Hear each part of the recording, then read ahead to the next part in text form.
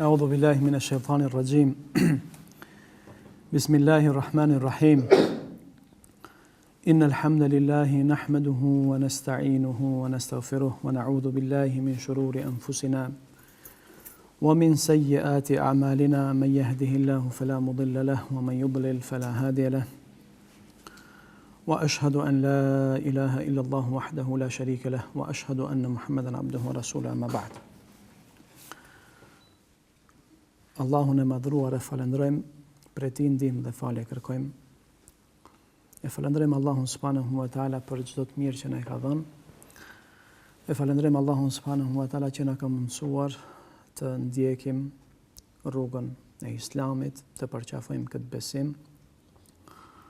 E falendrojmë Allahun subhanahu wa taala që na ka mundsuar të mblidhemi në këtë vend dhe njëkohësisht shpresojmë që ky tubim tjetë për atyre tubimeve për të cilat pejgamberi sallallahu alaihi wasallam na ka treguar se në ato tubime kur njerëzit mblidhen për të mësuar fenë Allahut të madhruar dhe për të mësuar ligjet e Kur'anit, aty zbresin me laqet, i rrethekojnë ata njerëz me laqet, aty zbret qetësia Allahu subhanahu wa taala. Kurse emrat e tyre Allahu i përmend të banor të qiellit. Thot Ibn Hazmi, Allahu e mëshiroft, në një libër të cilin e ka quajtur El Akhlaqu was-Siyar. Thon sjellja dhe biografit. Ma interesante. Këtë libër Ibn Hazmi, për cilin sigurisht keni dëgjuar shumë, ka shkruar për përvojat e tij që kanë të bëjnë me ahlakun dhe me jetën në përgjithësi. Dhe kretë përvojën e tij, domethënë si dietar, e ka përmbledh në këtë libër Ibn Hazmi, Allahu e mëshiroft. Thot, u ndala dhe fillova të mendoj për një çështje që është e përbashkët për të gjithë njerëzit, që synohet nga të gjithë njerëzit pa marrë parasysh orientimet e tyre fetare, pa marrë parasysh moshën e tyre, pa marrë parasysh gjinin, fen. Dhe mendova mos është vallë ahireti, jeta e botës tjetër, dhe normalisht përgjigja, thot ai, ishte se nuk është kështu, për arsye se ka njerëz që nuk besojnë. As nuk e kanë mend, domethënë që të fitojnë xhenetin. Thot, mendova mos është dunjaja. Ndoshta është dunjaja, për shembull qëllimi që mund të themi se është qëllimi i krejt njerëzve, pa marrë parasysh dallimet e tyre, domethënë në lëmi dhe sfera të ndryshme. Mirë po, u binda se edhe dunjaja nuk është, as ajo materialja nuk është qëllimi i përbashkët i të gjithë njerëzve. Për arsye se pejgamberët, për shembull, pejgamberët e Allahut dhe ndjekësit e pejgamberëve nuk e synojnë dunjan. Për ta nuk është dunjaja gjithçka që ata duhet të luftojnë, të lodhen dhe të angazhohen për me arrit ata. Mendova, thot, mos është ndonjë qëllim tjetër, mirë po, të gjitha shembujt që më erdhen në kokë, me thonë, ishin përgjigje negative. Vetëm një gjë arrita ta kuptoj dhe të bindem se është qëllimi të gjitha krijesave. Ajo është largimi i dëshpërimit. As një njeri, as një, me thonë, njeri të mençur normal, pa marrë parasysh çfarë feje i takon. Do thon ku jeton, sa është, do thon cilës moshë i takon. Asnjëri nuk synon të jetë i dëshpëruar, të jetë i pikëlluar, të jetë i brengosur.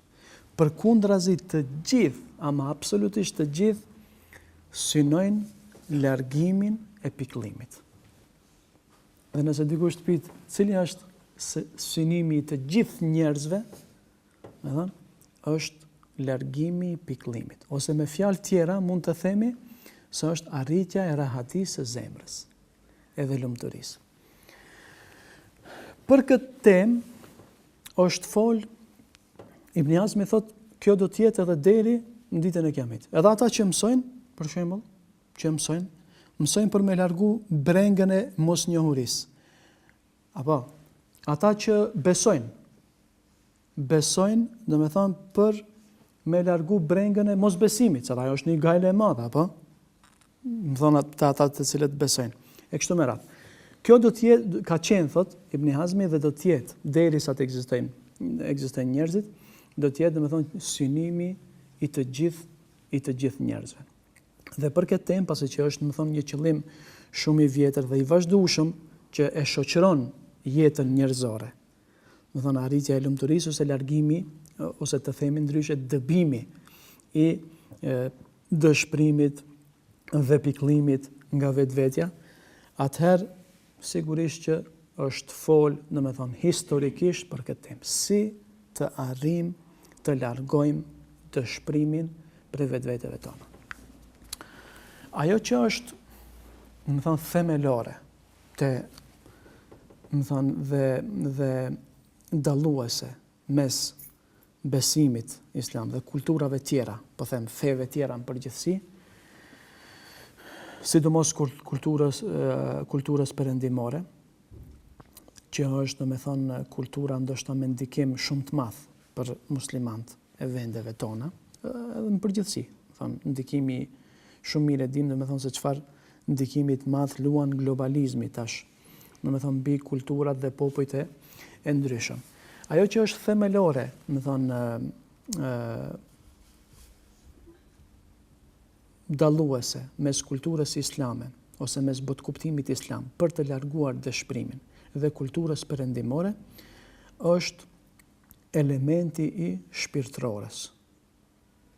Thonë, elementi i metafizikës.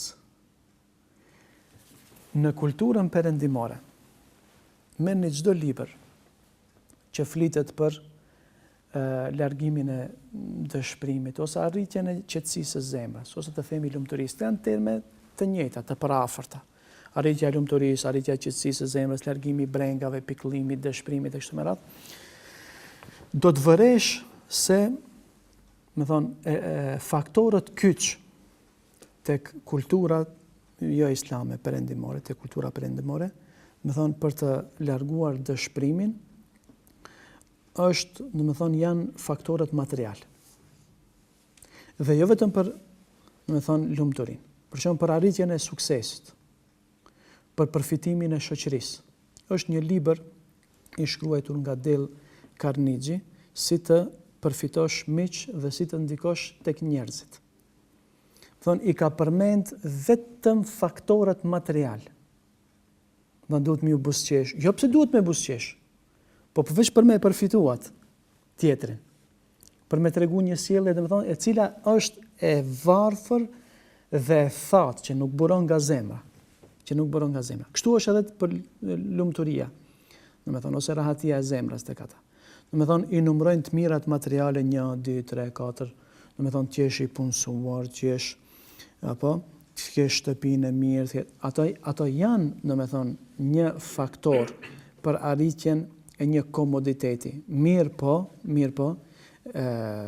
rahatia e vërtet e zemrës nuk mund të arrihet asnjëherë pa faktorët e anës shpirtërore, ose ndryshe ta emërtojmë pa faktorët e imanit, besimit në Allahun subhanahu wa taala. Prandaj është një dietar që ka shkruar 10 parimet e suksesit, ka bërë një krahasim mes faktorëve të lumturisë të Sheikh Abdurrahman Saadi, që ka qenë mësuesi Sheikh Uthejminit, që ka tefsirin, më thonë tefsirin e Saadit, dhe faktorëve të lumturisë në kulturën perëndimore, dhe më thonë përfundimi ka qenë ky. Përfundimi ka qenë se faktorët e lumturisë, rahatisë ose dëbimi i brengave, pikëllimit dhe dëshpërimit të kulturat te kultura perëndimore, sidomos nuk e merr parasysh elementin e, shpirtit ose elementin e besimit. Thot Sheikh Abdurrahman Saadi, i cili për këtë temë e ka shkruar një libër, faktorët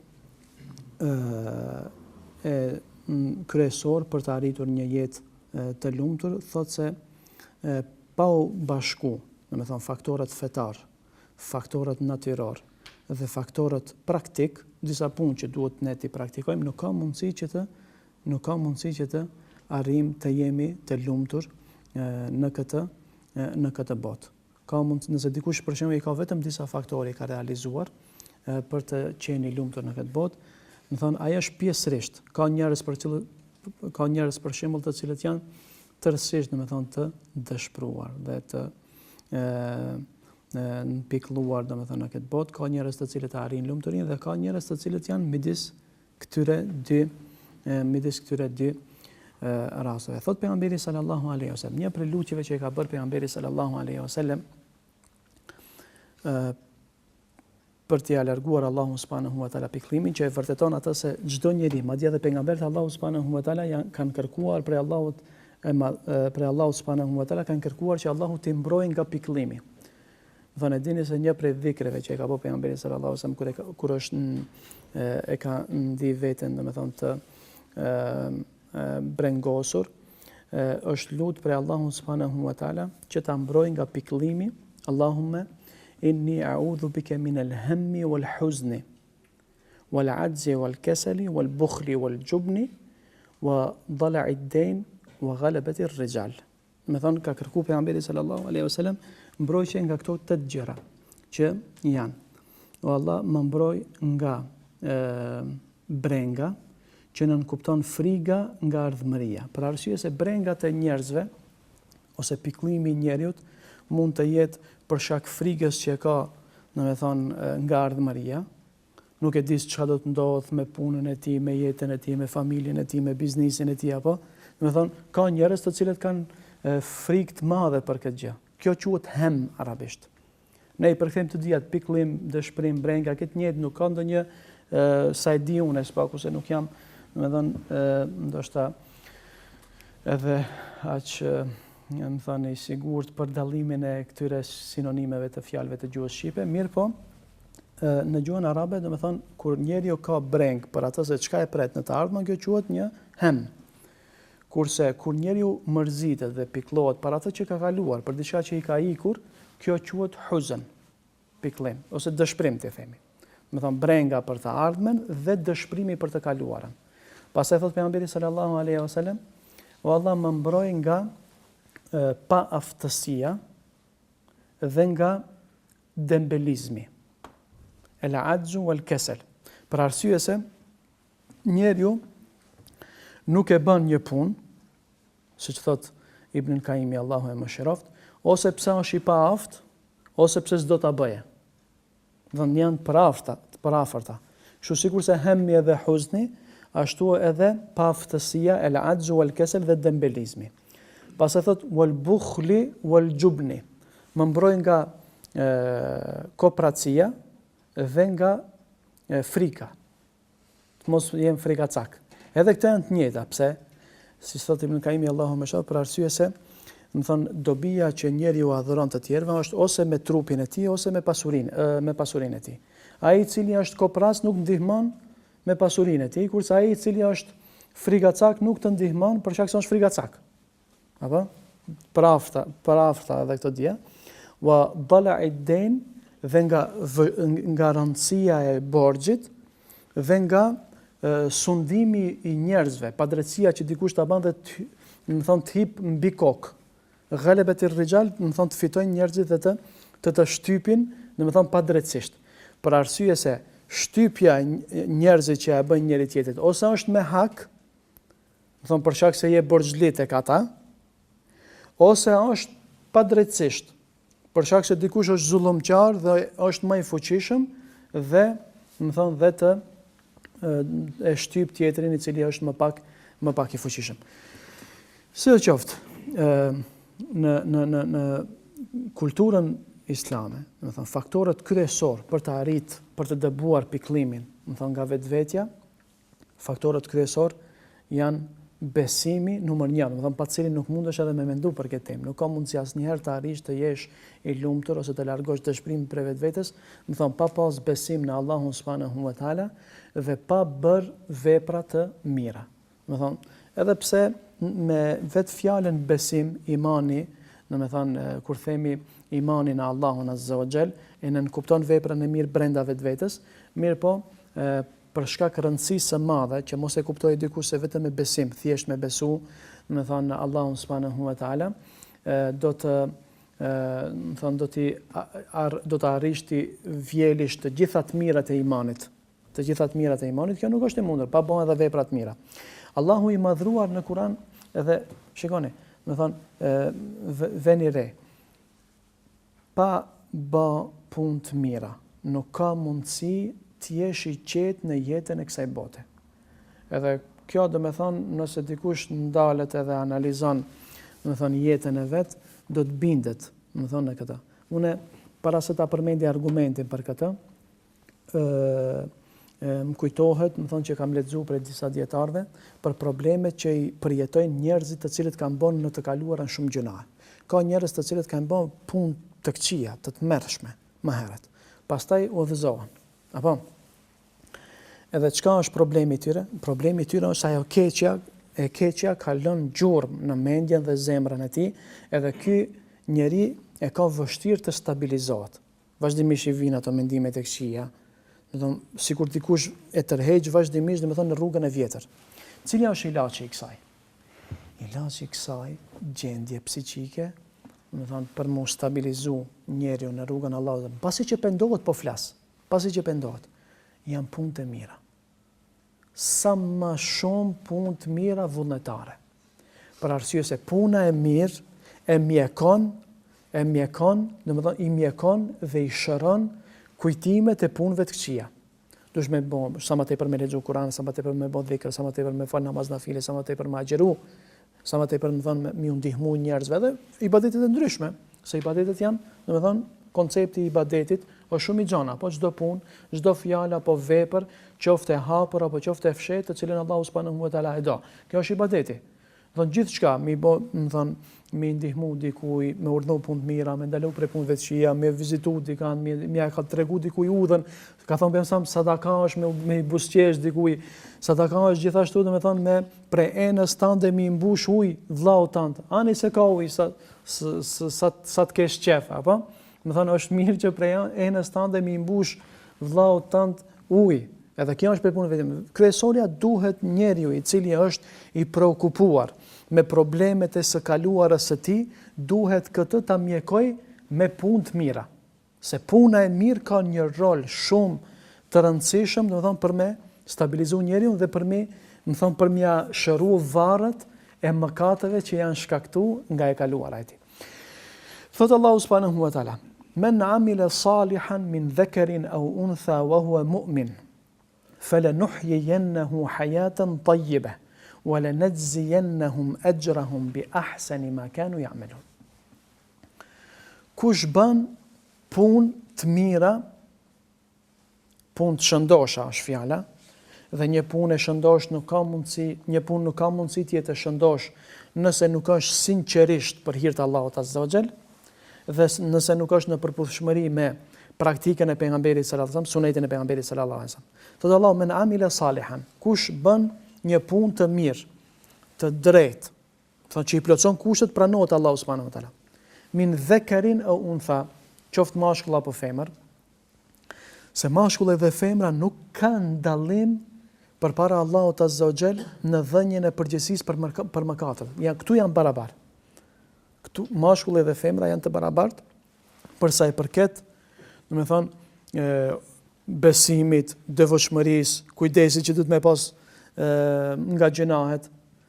Ama dikush për shembull dëshiron që mashkullin dhe femrën t'i bëj të barabartë ku në obligimet që i kanë ata. A këtu është zullum, padrejtësimi i bëhet barabartë në këtë aspekt. Pse? Për arsye se femra nuk ka mundësi që të merr përgjegjësinë e obligimeve që me të cilat Allahu subhanahu wa taala i ka ngarkuar meshkujt. Pse nuk ka mundësi?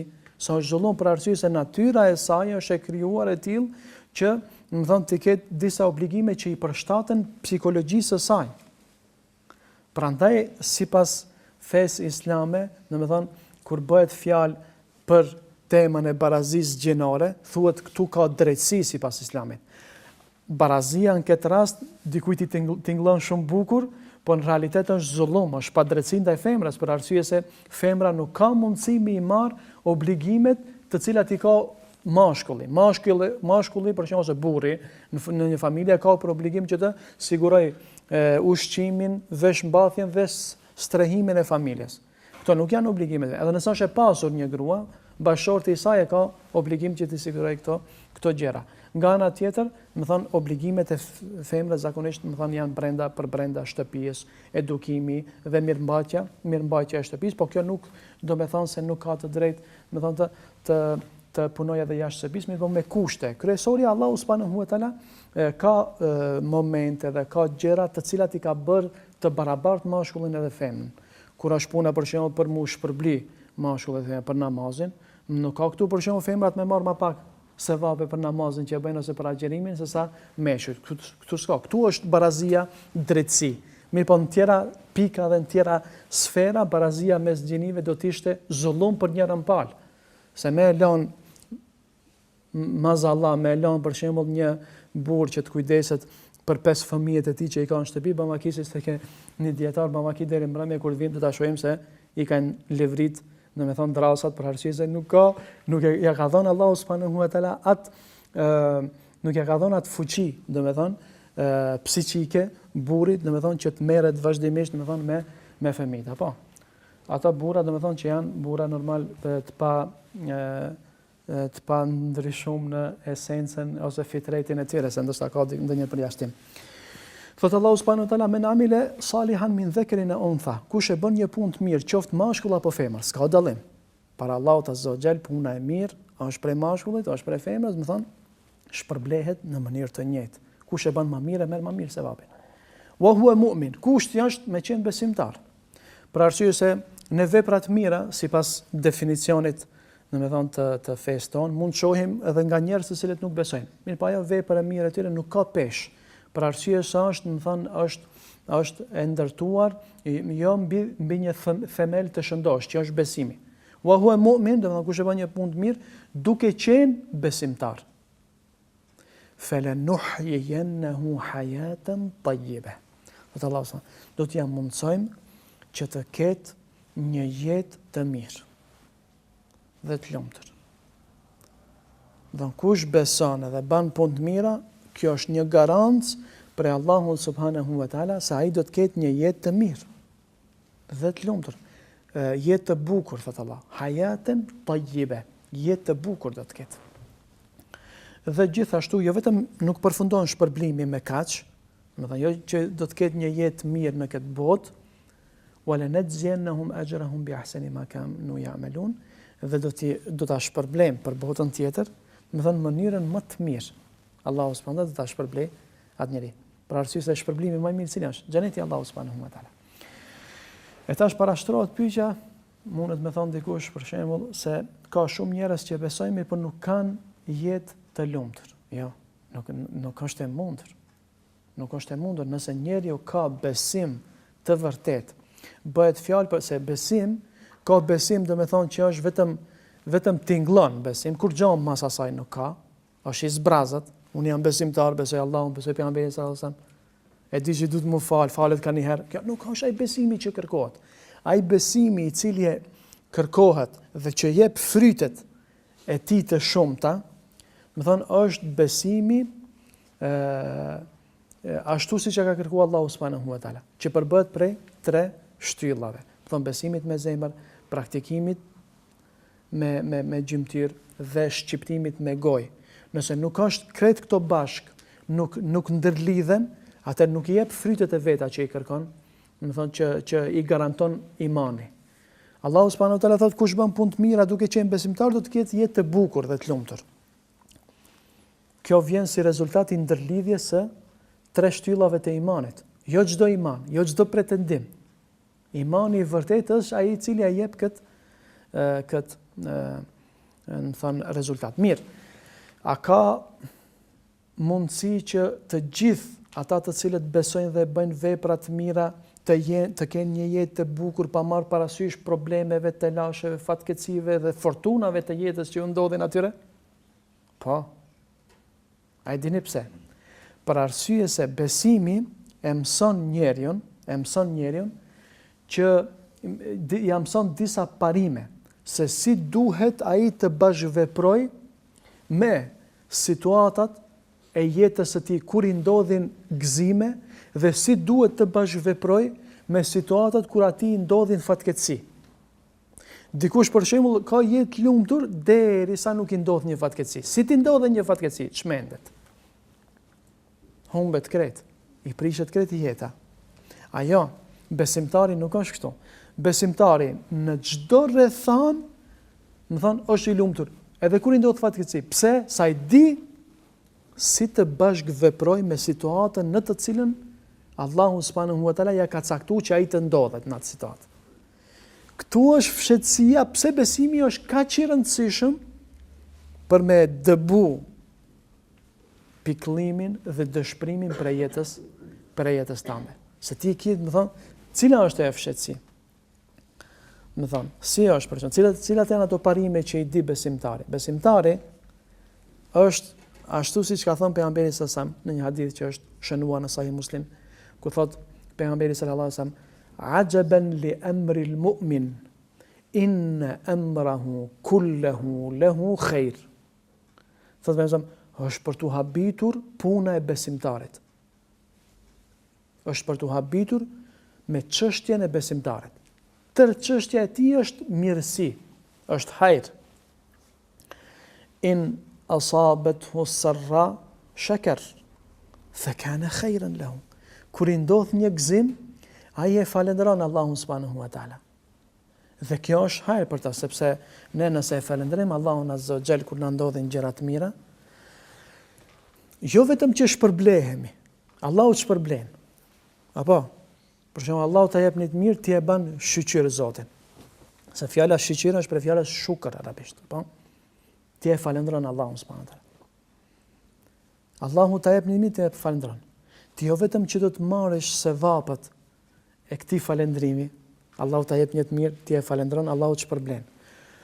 Po falendrimi ndaj Allahut subhanahu wa taala do të shkaktoj në zemrën tënde një kënaqësi, siç thot Ibn Kaimi, e cila është shumë më e madhe se sa të mirën që ta ka dhënë Allahu subhanahu wa taala. Edhe shikoje në jetën tënde të përditshme. Nëse ti e falendron nga thellësia e zemrës Allahun e madhëruar për një të mirë që ta ka dhënë, ta dish se kjo do të rezultojë me një kënaqësi tjetër në zemrën tënde që është shumë e madhe se sa vetë ajo begatia për cilën ti e ke falendruar Allahun subhanahu wa taala. Dhe në këtë situatë besimtari nuk çoroditet. Çka dua të them? Dua të them se kur gëzimet dhe të mirat i ndodhin atij i cili nuk beson, zakonisht këta njerëz bëhen zullumqtar në përkëmbin të drejtat e tjetër kujt. Kur dikush për shembull bëhet i pasur shumë, më thon, në këtë rast, më thon, bëhet zullumqtar, bëhet i keq, shtypës, nuk le derë të haramit pa e provu. Zakonisht i në përkëmb dhe i nënçmon ata të cilët janë më të dobët se ai. Domethënë, dhe asnjëherë nuk janë të lumtur me të mirat që Allahu a jep. Pse nuk janë të lumtur? Për dy arsye. Për dy arsye. Domethënë, këtu kemi tash të bëjmë me një situatë se si duhet ne të sillemi ose të bashkëveprojmë me situatat kur Allahu na jep shumë të mira. Mos kujtoni se ata të cilët kanë shumë të mira materiale, domethënë ata janë shumë rahat në zemrën e tyre. Asnjëherë, për arsye se ata vuajnë, domethënë ata njerëz përveç që i bëjnë, domethënë ju hapen dyert e harameve, shkelin të drejtat e tjerëve, nënçmojnë, shtypin më të dobtit, apo domethënë i qasen të mirave materiale, ashtu sikurse domethënë si shtas. Përveç kësaj, ata prap thon dietarët që flasin për këto temat që kanë të bëjnë me shpirtin e njerit, thon prej tyre Abdurrahman Saadi, Allahu e mëshiroft, thotë këta njerëz asnjëherë nuk arrin qetësinë e zemrës. Pse? Për arsye se këta vuajnë nga dy probleme. Një, vuajnë nga ajo se çka do të ndodhet me të mirat e tyre në të ardhmen. Sa to s'besojnë kader, çka do të ndodh? Dhe kjo nuk i le ata që me arrit qetësinë e zemrës. Çka do të ndodh me pasurinë e tyre, me veturat e tyre, me mallin e tyre? Çka do të ndodh? Do thotë kjo nuk i le që ata të jenë rahat. A besimtari tjetër ka tjetër qëndrim.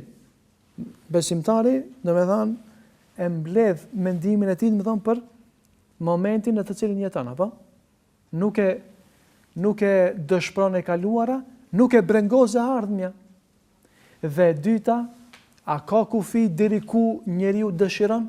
Shpirti njeriu nuk ka kufi. Këta të cilët kanë të mirat shumëta dhe nuk dinë se si të bashkëveprojnë me këto të mira, këta njerëz mos mendoni se arrin kufirin ku do të thonë më mjaft se i arrita të gjitha. Jo, se shpirti njeriu nuk është i tillë. Besimtari vetëm mundet me thonë elhamdulillah. Jam i kënaqur. Edhe kur ka shumë, edhe kur ka pak. Edhe kur është i pasur, edhe kur është i varfër. Kurse këta njerëz nuk mund të kënaqen për arsye se vazhdimisht synojnë më tepër se sa që kanë. Dhe gojen e tij nuk mund, ta mbushe aq grykës i madh që është, vetëm se dheu, si ka thënë pejgamberi sallallahu alajhi wasallam. Me pas dy lugina me arë, do ta dëshironte njeriu, kjo është në tabiati i njeriu, i cili nuk beson, mirë po besimi e gdhen njeriu. Besimi e edukon njeriu. Besimi e stolis, imani i vërtet e stolis njeriu me virtyte të larta që e dallon prej kafshëve.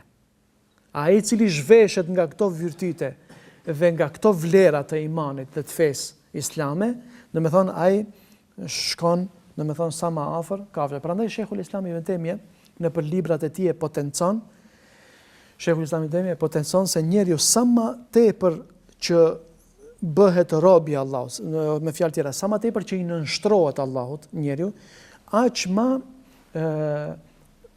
më afër, për kryerjes njerëzore është. Me fjalë tjera ta them më thjeshtu, njeriu sa më shumë i nënshtrohet Allahut, çaq më njeri bëhet. Dhe sa më tepër që largohet nga ibadeti ndaj Allahut, aq më kafsh bëhet. Edhe këtë e shihni ju në jetën, e shihni në jetën e përditshme, se njerëzit të cilët nuk kanë fe dhe moral, kërrejt zezat e dënjës që kur kujt nuk i ka shkuar në përmend i bajnë ata. Këtë punë më të poshtra të dënjës i bën ata të cilët nuk kanë besim edhe nuk kanë moral. A ne kur flasim për personalitetin e besimtarit, flasim për atë besimtarit i cili e ka ndërtuar imanin e mirëfill tek ai, imani që jep rezultate, imani i cili i bëri, beduinët e Mekës i bëri, lider botror. Se njerëzit mahniten, historianët, mendimtarët, sociologët, psikologët, si pat mundësi që një popull i cili nuk kishte as një lloj ndikimi në arenën botërore, qoftë në sferat ndryshme, kulturore, civilizuese apo, ata bëhen udhëheqës të shtetit më të madh në botë. Kush i ndryshoi ata? Që ki imani. Imani i vërtet.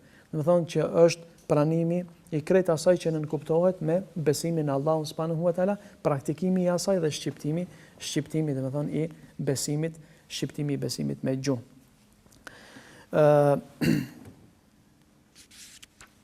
Për shembull, nëse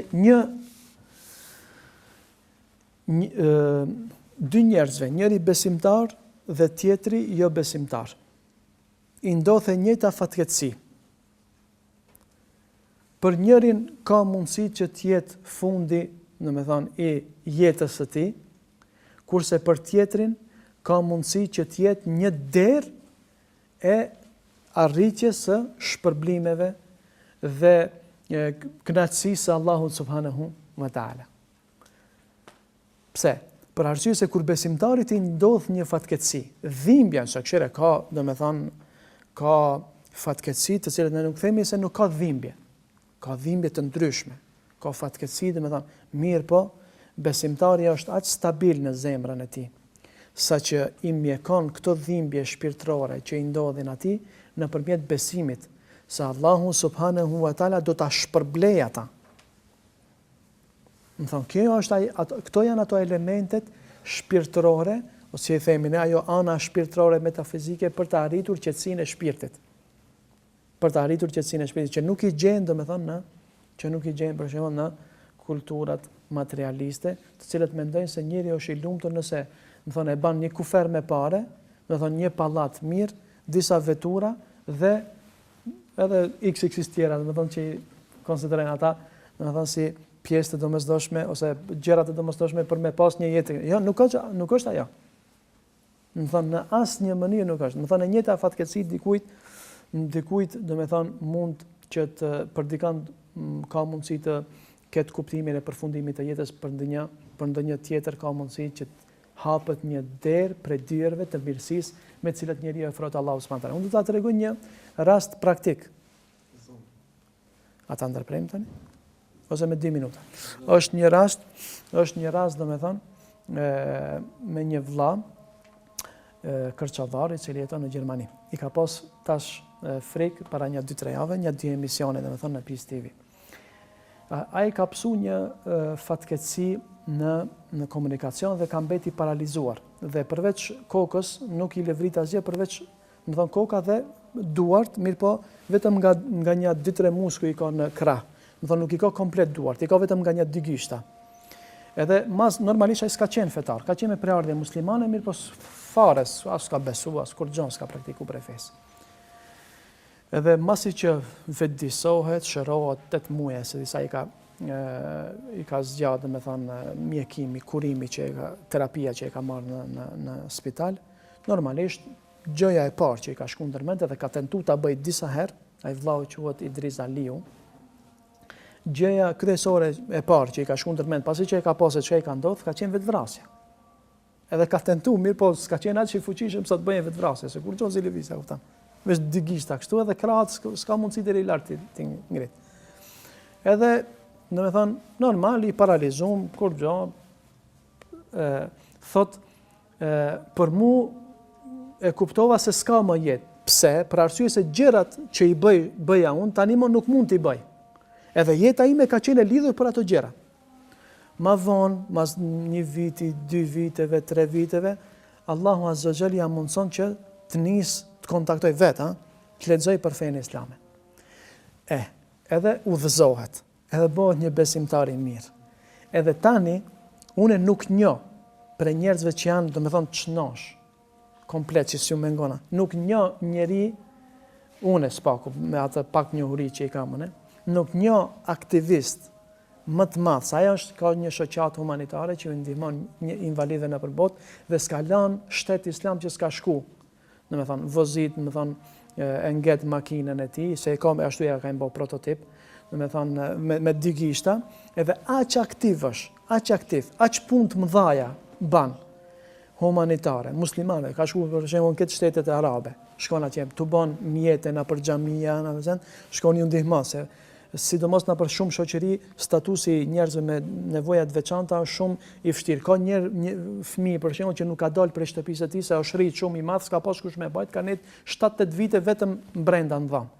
Edhe kjo a mundson që këta njerëzit marrin karrocat e tyre të përshtatshme, krevatet e përshtatshme, që të kenë një jetë sa të pak më të lehtë. Thot, tani elhamdulillah Allahu Azza wa Jall, aq e ka bë domethënë të gjallë edhe të lëvizshëm, që vrapon pas punëve të mira dhe nuk ndalet. Ishte një djaf në Maqedoni, edhe gjatë kësaj kohe, më thonë, ka qenë 2 herë në Kosovë, ka qenë në Greqi, ka qenë në Turqi vetë, më thonë, vetë normale ka një shoqërues, ai nuk mund të lëviz. Shteti, më thonë, ja pagun atij një shoqërues i cili do ta, më thonë, merr prej karrocës, do ta vendoj në makinën e tij dhe pastaj prej makinës do ta vendoj në karrocë. Do të thonë, ai s'është mirë, po jetën e ai që përjeton tash, se shumë kam biseduar me ta, e kam shok. Thot, këtë gjendje, tani që ma ka falë Allahu subhanahu wa taala me iman, asnjëherë nuk do ta kisha ndruar me atë gjendje kur kam qenë kështu, i shëndosh komplet, mirë po s'kam pas iman.